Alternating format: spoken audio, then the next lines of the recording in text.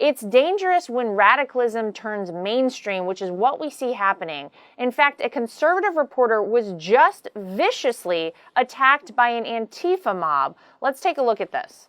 No!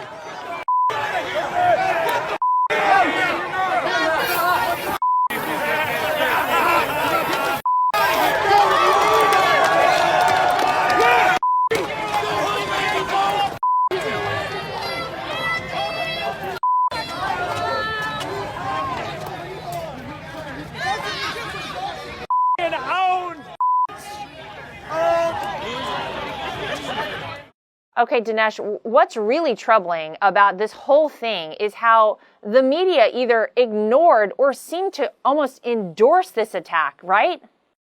Well, the reporter, first of all, he's a little guy. He's 5'5" or 5'6". He's gay. He's Asian American. And here's his offense. His offense has been that he has been exposing one after another these hate crime hoaxes that are being perpetrated on campus. Bogus, Jussie Smollett style hate crime hoaxes. And he's been on their case. So this is his sin. That's why they hate him.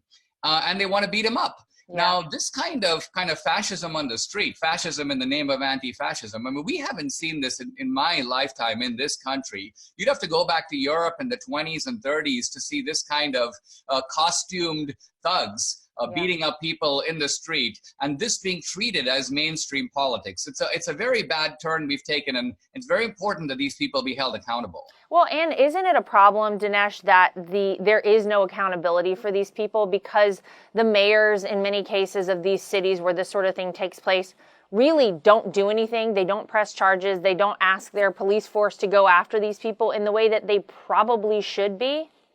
Yeah, they're somewhat complicit in all this because an atmosphere of lawlessness needs some kind of sanction at the top. Otherwise, it can be stopped.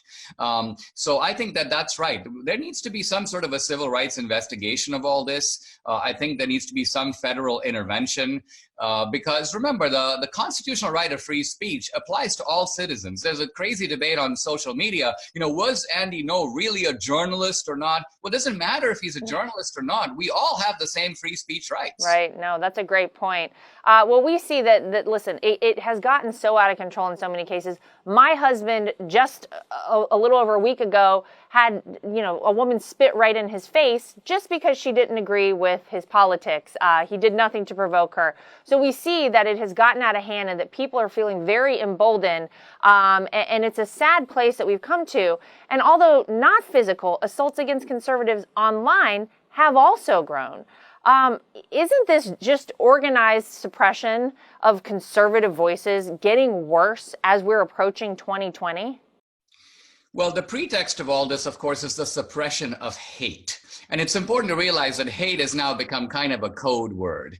If you criticize illegals, you are a hater. Andy knows gay Asian American is a hater.